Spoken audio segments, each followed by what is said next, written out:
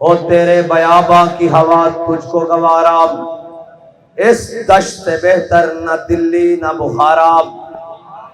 غیرت بڑی چیز ہے جہان تگ و دو میں، پہناتی ہے درویش کو تاج سر دارا۔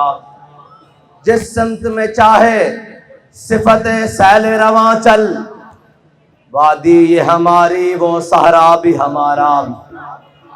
حاصل کسی کامل سے یہ پوشیدہ ہنر کر، حاصل کسی کامل سے یہ پوشیدہ ہنر کر، کہتے ہیں کہ شیشے کو بنا سکتے ہیں خارا، کہتے ہیں کہ شیشے کو بنا سکتے ہیں خارا۔ دین ہاتھ سے دے کر اگر آزاد ہو ملت، دین ہاتھ سے دے کر اگر آزاد ہو ملت، تو ہے ایسی تجارت میں مسلمان کا خسارہ۔ اخلاص عمل مانگ نیا گان کہن سے، اخلاص عمل مانگ نیا گان کہن سے، اخلاص عمل مانگ نیا گان کہن سے، شاہاں چے عجب گر بنوازن گدا یارام۔ اور تقریر بڑی مفصل طریقے سے کل بھی ہو چکی۔ آزادی کی داستان ایک اتنی طویل اور دردناک داستان ہے۔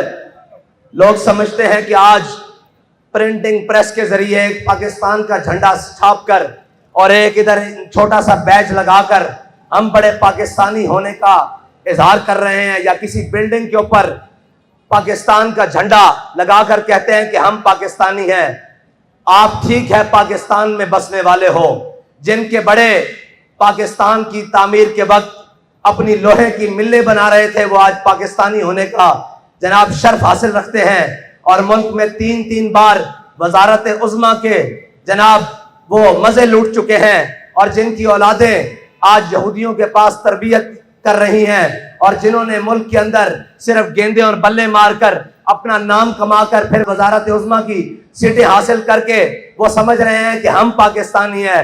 پاکستانی وہ نہیں ہے، پاکستانی وہ ہے کہ جب پاکستان کا پرچم اٹھانے پر گلے کٹ رہے تھے ان گنت، اور جب پاکستان کا پرچم اٹھانے پر چھپ کر ہجرتیں کرنی پڑ رہی تھی، اور جب پاکستان کا نعرہ لگانے پر کنبے کے کنبے دریائے راوی میں قتل ہو رہے تھے، اور جب پاکستان کا نعرہ لگانے پر پوری کی پوری ٹرینیں سر کاٹ کر امرتسر سے لاہور بھیجی جا رہی تھی، پاکستان کا نعرہ لگانا اس وقت مشکل تھا۔ اور اس وقت مشکل ہمارے بڑے اپنے کاروبار نہیں چمکا رہے تھے، ہمارے بڑے اپنی ملیں اور انگریز سے جاگیریں نہیں حاصل کر رہے تھے، بلکہ ہمارے بڑے نعرہ لگا رہے تھے کہ بٹ کے رہے گا ہندوستان اور بن کے رہے گا پاکستان۔ اور پاکستان کا مطلب کیا؟ دستور ریاست کیا ہوگا؟ وہ تھے ہمارے بڑے، اور ان بڑوں کی لائن اسی طریقے سے آج ان کی اولادیں بھی، ان کو پتہ ہے انگریز کے ان غلاموں کو، ان انگریز کے ان جناب چاپلوسوں کو، ان انگریز کے نوکروں اور چاکروں کو پتہ ہے کہ اگر یہ حقیقی وارث جن کے بڑوں نے اس خطے پر 1000 سال حکومت کی ہے، جن کو حکومت کرنے کا پتہ ہے، جن کو حکومت کرنے کا ڈھنگ آتا ہے، جن کو پتہ ہے کہ غیروں سے بات کس رویے اور کس زبان میں کی جاتی ہے، ان کو پتہ ہے اگر پاکستان کے تخت پر حضور کے دین کا پرچم لے کر یہ بابا جی کے متوالے آ گئے تو پھر یہاں کسی کی چل نہیں سکتی۔ اس لیے آئے روز دن بدن ایک نئی ریشہ دوانیاں گھڑتے ہیں، کہتے ہیں جی یہ جماعت انتہا پسند ہے۔ میں نے کہا یہ جماعت انتہا پسند نہیں ہے، یہ جماعت غیرت مند ہے۔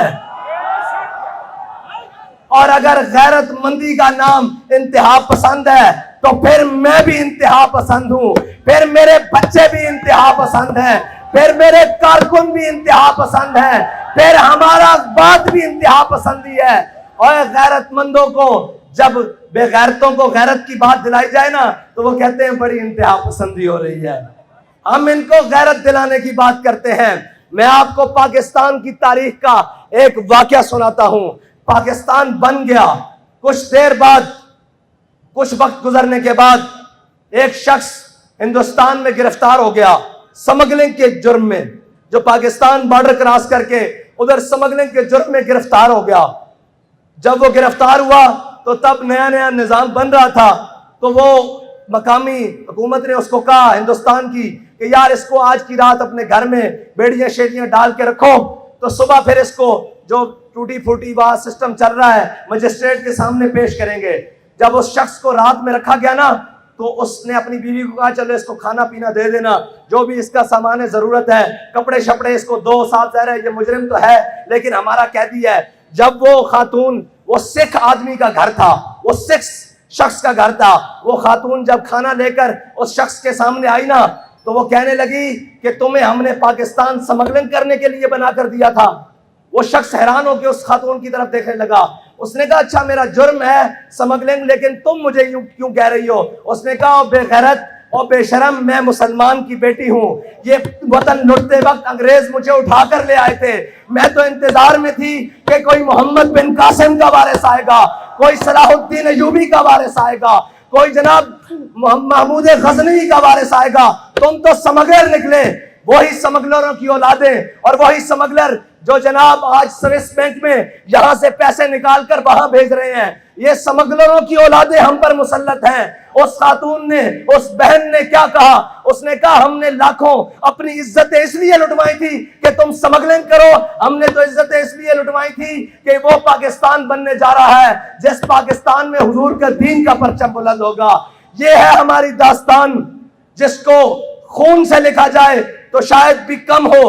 اتنی قربانیاں دینے کے بعد یہ پاکستان ہم نے حاصل کیا، لیکن ان لائنوں نے پاکستان کو 75 سال تک جناب اس کو کھا بھی لیا، اس کو جس کا دل چاہا، جہاں سے دل چاہا اس نے اس کو کھایا بھی، توڑا بھی، اور جو نقصان پہنچا سکتا تھا نقصان پہنچایا بھی۔ لیکن میں ایک بات کہتا ہوں کہ ہمارے بڑوں نے خون جو دیا، ہم نے اس سے غداری نہیں کی، نہ ہمارے بڑوں نے غداری کی، نہ ان کے بڑوں نے غداری کی، نہ سید ابو الحسنات نے غداری کی، نہ سید دیدار علی شاہ نے غداری کی، نہ علامہ خادم حسین رضوی نے غداری کی، نہ جناب علامہ عبدالستار خان نیازی نے غداری کی، نہ جناب سردار عبدالرب رشتر نے غداری کی، اور نہ لیاقت علی خان نے غداری کی، نہ مولانا شوکت علی جوہر نے غداری کی۔ ہمارے بڑوں نے اس پاکستان کے ساتھ اور اس پاکستان کے نعرے کے ساتھ غداری نہیں کی، غداری زرداری نے کی، غداری نواز شریف نے کی، غداری ضیاء الحق نے کی، غداری پرویز مشرف نے کی،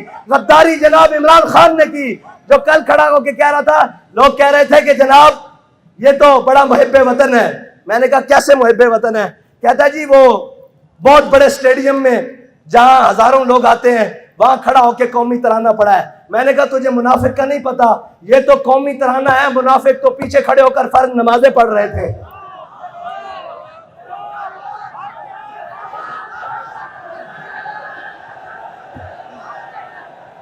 منافقوں کی پہچان ہی یہ ہے، منافق تو پیچھے کھڑے ہو کر فرض نمازیں پڑھ رہے تھے، جمعے والے دن پہلے ممبر پہ کھڑے ہو جاتے تھے۔ یہ تو منافق کھڑا ہو کے ترانہ پڑھے گا نا، اس کا پردہ جو چاک ہو رہا ہے، اس نے ترانے پڑھنے ہیں، تو ترانے نہیں، تو جو ترانے لکھنے بھی شروع کر دے، ہمیں اس سے غرض نہیں ہے، ہمیں پتہ ہے تو منافق اعظم ہے۔ اور اب ڈیلے کرنے کے لیے ہمارے پاس خبریں موجود ہیں، کون کس سے ملنے کہاں کہاں جا رہا ہے۔ یہ یاد رکھنا، وہ کوئی بھی ہو جس نے اس پاکستان کے ساتھ کسی قسم کی بھی غداری کی ہے، تحریک لبیک پاکستان والے اس کے وجود کو قبول نہیں کریں گے، اس کے وجود کو قبول نہیں کریں گے۔ جس نے کہا یہ عارضی لائن ہے، اس کے وجود کو قبول نہیں کریں گے۔ جس نے کہا جناب ہم ایک ہی رحمان اور رام کو مانتے ہیں، اس کی وجود کو تحریک لبیک پاکستان والے اور یہ ملت قبول نہیں کرے گی، اس لیے کہ وہ جس سے اس وطن کی جیل تو نہ کاٹی گئی اور بھاگ کر لندن جا کر بیٹھ گیا، جس کو لندن کے ایسی راس آئے ہوں، اسے ملت کے درد کا کیا پتا، اسے قوم کے درد کا کیا پتا، اس کو کیا پتا کہ یہاں بیٹیاں غربت کی وجہ سے تمہارے کرتوتوں کی وجہ سے کاٹی جا رہی ہیں، ہمارے کرتوتوں کی وجہ سے نہیں۔ تم نے اس ملک کے عوام اور قوم کو اس حد تک لے جایا ہے کہ سارے دیکھ کر کہتے ہیں کہ یار یہ تم نے پاکستان حاصل کیا، یہ تم نے نعرہ لگایا، یہ تم نے اپنے وطن کے ساتھ کیا۔ میں ان سب کو کہتا ہوں ہم نے اپنے وطن کے ساتھ کچھ نہیں کیا، ہم نے لاشیں اٹھائیں، بھائی زخمی کروائے، بچے اپنی بچیاں جیلوں میں بھجوائیں، جناب گھروں کی چادر اور دیواری کی پامالی کی، لیکن اپنے پاکستان کے خلاف ایک حرف نہیں بولا، ایک سوچا بھی نہیں، بلکہ یہ کہا کہ اوئے یہ پاکستان ہمارا ہے، یہ پاکستان ہمارے بڑوں نے بنایا ہے۔ ابھی فی الحال یہ کچھ جناب وہ چند ناہنجاروں اور غداروں کے ہاتھ میں ہے، لیکن یہ یاد رکھنا وہ کہہ گئے ہیں نا کہ منزلیں عشق کی آسان ہوئی چلتے چلتے۔ آپ کو اس لیے زیادہ چلاتے ہیں تاکہ آپ کو اندازہ ہو جائے، اور جب آپ کے ہاتھ کوئی چیز آئے، اس حکومت کی یا اس جناب ریاست کی کوئی ذمہ داری آئے، تو آپ کو احساس ہو کہ ہم کیسے چلتے چلتے اس منزل تک پہنچے ہیں۔ آپ کو اس چیز کا احساس رہے کہ ہم نے کتنی مشکلوں سے جا کر وہ چیز حاصل کی ہے۔ ان کو کیا پرواہ ہو ان کے کون سے بچے لٹے ہیں، ان کے کون سے قافلے لٹے ہیں، ان کو کیا پرواہ ہو۔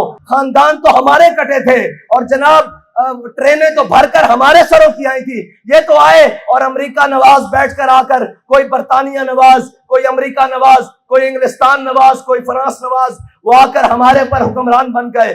یہ درد تو ہمیں ہے نا، یہ درد کو مزید بڑھانے کے لیے منزلیں عشق کی آسان ہوئی چلتے چلتے، منزلیں عشق کی آسان ہوئی چلتے چلتے، اور چمکا تیرا نقش کفے پا آخر شب، اور چمکا تیرا نقش کفے پا آخر شب۔ اور یہ یاد رکھنا منزلیں انہیں کو ملتی ہیں جو موسم کے اور گرمی اور سردی کا اور جو خزاں بہار کا انتظار نہیں کرتے، جو موسم کی سختی اور جناب گرمی کا نہ کرتے ہیں، شکایت کرتے ہیں، نہ موسم کی سختی اور گرمی کو جناب کو جانتے ہیں، ان کے لیے کہتا ہے شاعر کے سردی اور گرمی کے عذر نہیں چلتے، سردی اور گرمی کے عذر نہیں چلتے، سردی اور گرمی کے عذر نہیں چلتے، موسم دیکھ کے صاحب عشق نہیں ہوتا۔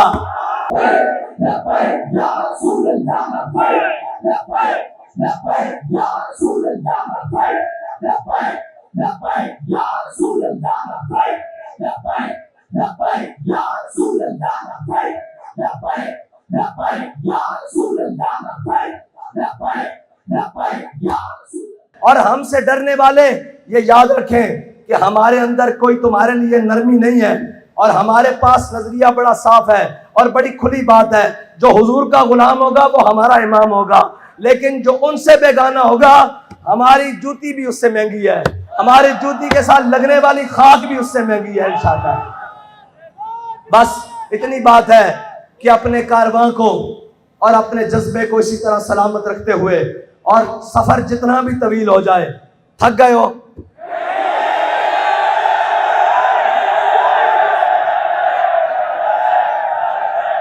میں پچھلے سال میں جیل میں تھا، تو یہیں اسی مقام پر تحریک لبیک کی ریلی پہنچی، تو انہوں نے پرچہ کاٹا تھا۔ میں آج پھر کہتا ہوں کاٹو پرچہ۔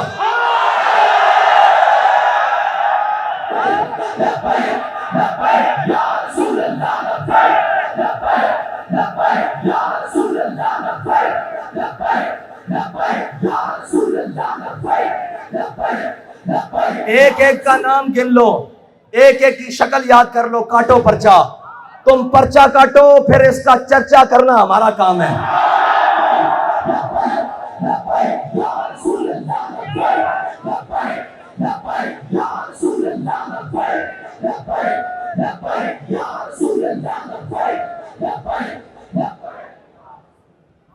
اور آج ایک بیان چل رہا تھا کہ جی یہ بہت بڑی غلط فہمی ہے کہ اسلام تلوار سے پھیلا ہے۔ میں نے کہا اوے لانتی، اوے مردود، یہ سب سے بڑی غلط فہمی ہوگی کوئی تجھے انسان مانے۔ تیرے اندر انسانیت والی خصلتیں بھی نہیں ہیں، نہ تجھے روحانیت کا پتہ، رونیت پڑتا ہے، نہ تجھے کسی بات کا پتہ، نہ تجھے کسی کام کا پتہ۔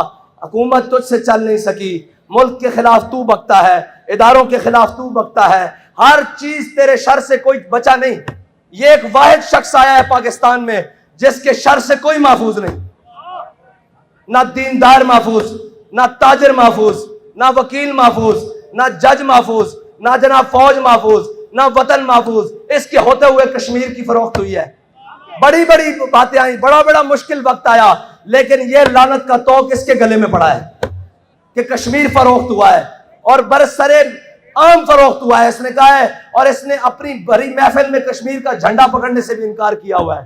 اگر قوم بھولے نہ تو، لیکن قوم کو اب اپنے جناب دماغ حاضر رکھنے پڑیں گے. یہ نہیں کہ کوئی آگے کہے میں امریکہ کے خلاف ہوں اور میں جناب اس کے خلاف ہوں، میں آزادی کی جنگ لڑنا چاہتا ہوں اور میں یہ وہ. میں نے کہا آزادی کی جنگ تو وہ لڑے نا جس نے غلامی قبول کی ہو. اس کا مطلب ہے تو غلام تو ہے نا. یہ تو مانی بات.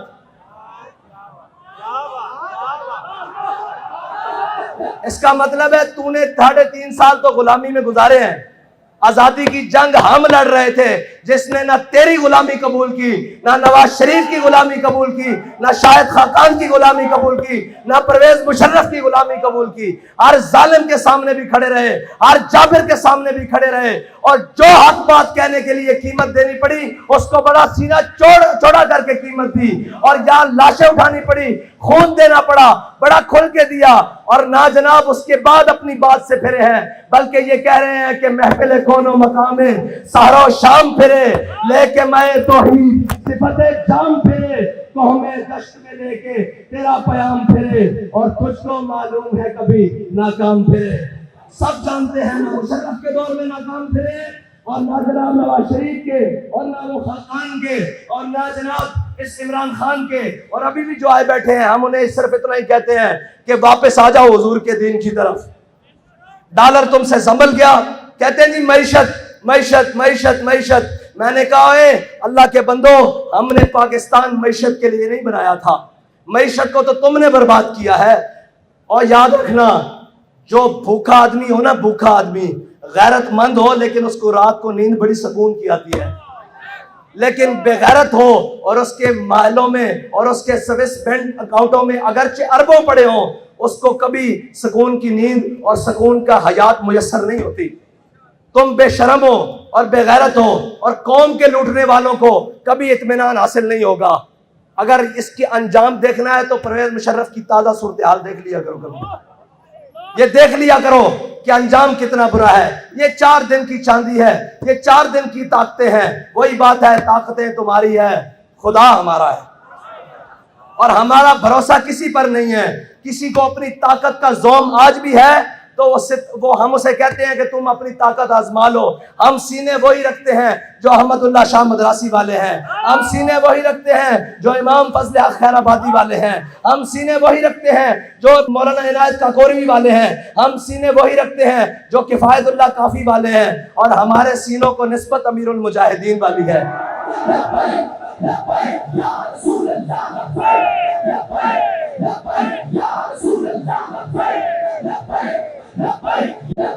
اور تم بہکا اس کو سکتے ہو جس کو اپنے ماضی کا کوئی پتہ نہ ہو. ہمارا ماضی بڑا درخشاں ہے، بڑا چمکتا ہوا ہے. وہ اگرچہ 1857 بھی ہو، وہ بہادر شاہ ظفر کی حکومت ہو، وہ مغلیہ دور ہو، ہمارا ہر ماضی چمکتا ہوا ہے، کیونکہ ہم نے کسی بھی ماضی میں ہمارے بڑوں نے کسی کے آگے سر نہیں جھکایا. وہ کوئی کتنا بھی بڑا طاقتور ہو. اور ہمارا انشاءاللہ مستقبل بھی اسی لیے چمکتا رہے گا کہ ہمارا راستہ بڑا صاف اور متعین ہے. ہمیں اپنی منزل کا پتہ ہے، ہمیں اپنے رستوں کی دشواریوں کی پہلے سے خبر ہے کہ ہم جن چیزوں کو لے کر چل رہے ہیں وہ ہاتھ پر کوئلے ہیں، اور جناب نیچے زمین پر انگارے بچھائے ہوئے ہیں انہوں نے، لیکن انشاءاللہ ہم نے تہیہ کیا ہوا ہے. منزلیں کیسی بھی دور ہو جائیں، رستے کیسے بھی سخت ہوں، حالات کتنے بھی گرم و سرد ہو جائیں، ہم نے حضور سے وفا کرنی ہے. ہم نے اس پاکستان کے اندر حضور کے نظام کو لے کر آنا ہے اور تاجدار ختم نبوت کا پرچم بلند کرنا ہے، اور انشاءاللہ حضور کے دین کا نعرہ لگانا ہے، اور بڑا سینہ چوڑا کر کے لگانا ہے کہ لبیک.